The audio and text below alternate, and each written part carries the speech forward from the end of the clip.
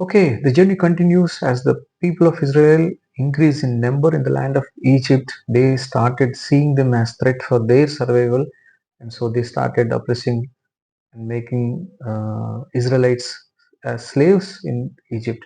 And that's when Moses comes into picture. That remarkable deliverance of baby Moses, and he grew up in the palace itself. And when he saw the oppression that's happening against his own people, he killed one Egyptian, and that's what pushed him out of Egypt in fear. He went to Midianite. There he married a girl, Zipporah, and started tending his father-in-law's sheep there. And you see in the third chapter, as he witnessed the burning bush, that's where God introduces himself as I am who I am, Yahweh, YHWH. And then Moses asked for the powerful signs. He got three signs, and he goes to uh, Pharaoh along with Aaron to be a mouthpiece. And then Pharaoh, we know that he hardens his heart and makes work even more severe by not providing the straw. But still, God continues to encourage them, seeing their groaning in the uh, land of Egypt. And you see the Moses and Aaron's genealogy, and again when they go from seventh chapter onwards, you see 10 plagues, one after the other. Water to blood, frogs, gnats, flies, livestock dying, and boils, hail, darkness, even firstborn dying. All that happens, and that's when this phenomenal event of Passover that happens. It mentioned in the chapter 12. So at the twilight, they were to sacrifice a lamb, and on the doorpost and the lintel they have to apply this blood over there. The idea is God passing over those houses who have applied this, okay, with the hyssop, bunch of hyssop, dipped in the blood and applied on their lintel and the doorposts.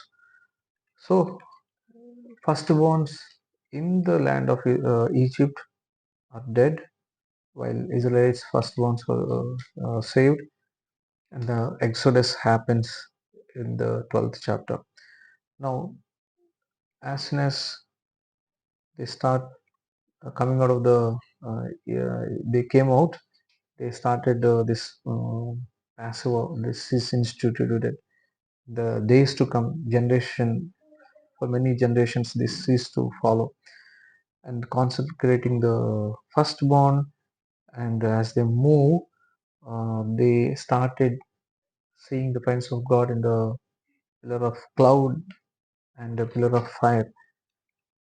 Crossing the Red Sea, suddenly Pharaoh decided to attack these Israelites with his hardened heart. And when he chased people, um, his chariots and everything drowned in the Red Sea, whereas on a dry land, people of Israelites walked out of Red Sea without getting harmed. And in the 15th chapter, we see Moses bursting into a song, proclaiming, Lord, you have led us all in your steadfast love. Uh, we, the people, were redeemed by you. You have guided us with your strength. That is what, and that really sets the tone of Moses' praise after they came out of Red Sea. And now we see the bitter water made sweet. Mara was changed with a log, and then we see the bread from heaven was provided again as they started groaning and grumbling again because there was no food, and they were imagining what they enjoyed in the land of Egypt. They forgot they were in slavery. And we see in the book, in the 17th chapter, water from rock. They tried, they were quarreling and testing God. That's why there's Massa and Meriba, those words. And we see another phenomenal way of God guaranteeing uh, victory when Moses was lifting his hands up like this. Hur and Joshua were, Hur and Aaron were holding his hands, and Joshua was fighting the battle. And 18th chapter, we see Jethro visiting him with his daughter Zipporah and Moses' sons, and there Jethro's one crucial advice to Moses to reduce his workload. Moses had to choose few able men in the Israel and chiefs of thousands, hundreds, fifties, and tens. So reducing his workload basically. We see in the 19th chapter, God's covenant. God started communicating with these people and establishing his covenant, and he gives the Ten Commandments, classical Ten Commandments in the 20th chapter. A lot of laws about slaves, restitution, and even social justice, and many things. Everything that they needed for existence, they have received instructions from the Lord. Laws about Sabbath, festivals, and everything. And we do see the covenant of God, uh, confirmation, and the promised land, land of Canaan, how it was promised. We do see in the 24th chapter the contributions for the sanctuary and all the uh, blueprint, or how a model of tabernacle should be, with all the um, ark of covenant, table for bread, golden lampstand, whole tabernacle, including curtains, entrance, everything, bronze altar, coat of tabernacle, all the things that you are seeing there. So everything, what you are seeing here, outer court, inner court, uh, holy of holies, everything that is mentioned, that you see till um 31.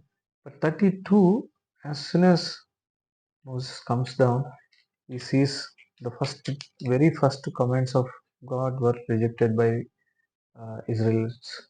No other God, no idol, but they have exactly uh, done an opposite thing. They worshipped golden calf. And then we see 33, God calling for tent of meeting.